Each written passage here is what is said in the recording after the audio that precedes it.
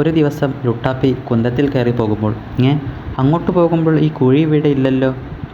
ഹിഹി, കുഴി കണ്ട് പശുവും അണ്ടറടിച്ചു നിൽപ്പാ. ഗുർ ഗുർ.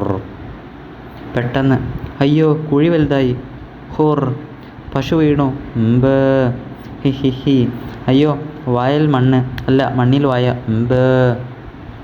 വൈകാതെ ഹിഹിഹി. ഇതാ ഇവനാ പുള്ളി. ഇതാ പെരുവായൻ ഭൂതമാ. വായ മാത്രമുള്ള ഭൂതം. മണ്ണിലും മലയിലുമൊക്കെ വന്നു കിടക്കും.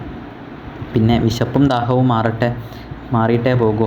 അപ്പൂപ്പ, ആ രാജുവിനെയും രാധയും ഇവനിട്ട് കൊടുത്താലോ? ശരിയാ, ഇനി അവരെ കൂടി കിട്ടിയാൽ മതി. മായാവിയെ ഞാൻ പിടിച്ചടാ, സഞ്ചിയിലുണ്ട്. ഹിഹി. കോളടിച്ചു. എന്നാ പിന്നെ പിള്ളേരുടെ വീട്ടിലേക്ക് വിട്. വണ്ടി. അയ്യോ, വണ്ടിയല്ല, കുന്തം. എന്താടാ പരുങ്ങുന്നത്? കുന്തം കേടായി. ചതിച്ചോ?